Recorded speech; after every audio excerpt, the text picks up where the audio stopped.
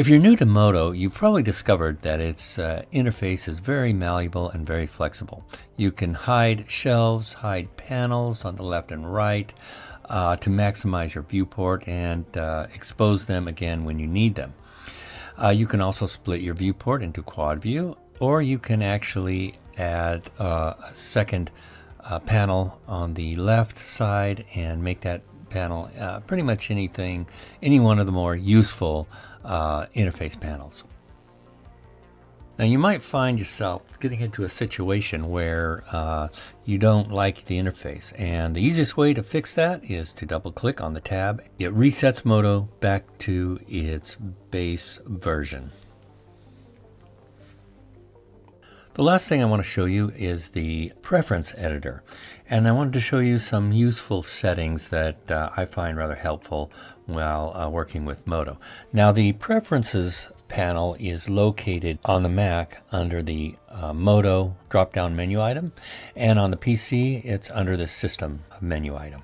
Okay, so I'm just going to go ahead and open this up now, and you'll see we're presented with a panel with a lot of different preferences. I mean, it's quite overwhelming actually, but for the most part we only need to deal with a few of these things. So the first thing I'm going to do is go to the application settings, and I can set my undo levels right at the top here to whatever I want. So I'll usually set those to 200. It just gives me a larger buffer for undoing a lot of different things that you might mess up on. The next thing I'm going to do is go down to the autosave right below it. Now by default, the autosave is set to 15 minutes. I prefer my autosaves to be every 10 minutes, and autosaves can save your behind, let me tell you. It has on many occasions saved my tail more than once.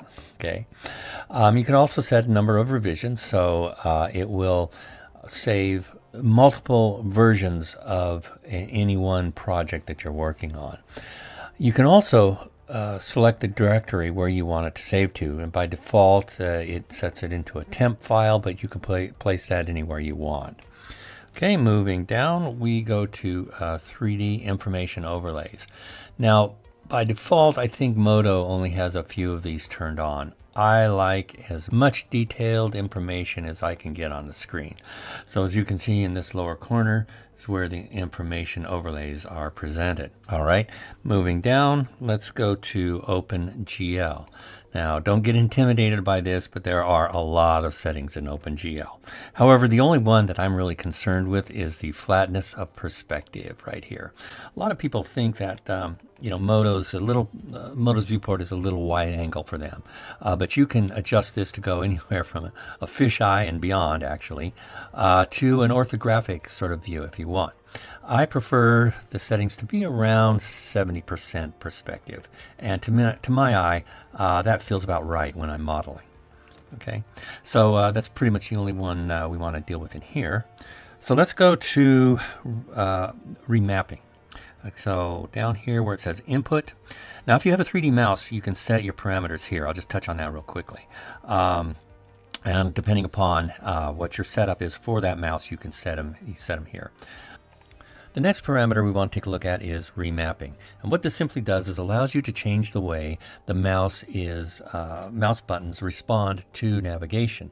That is, if you're used to another program, another application such as Cinema or 3D Max or Rhino or something like that, you can easily select one of these and the mouse will kind of follow the same inputs parameters for navigation that those programs use. The only problem is that during this course I will be calling out various keyboard shortcuts and mouse commands so that you can follow along. Changing these will possibly make it a little bit harder for you to follow along, so just be aware of that. So the last thing we want to take a look at here are units, and by default Modo is set to this SI, or I believe it's scientific measurement units. You can change that to metric or English units depending upon what you're most comfortable with, and you can set the default unit to feet, inches, miles, whatever. So just be aware of that. A lot of people change those around to accommodate the type of model that they're working with. So yeah, that's it. So with these settings in place, I think we'll be ready to move on.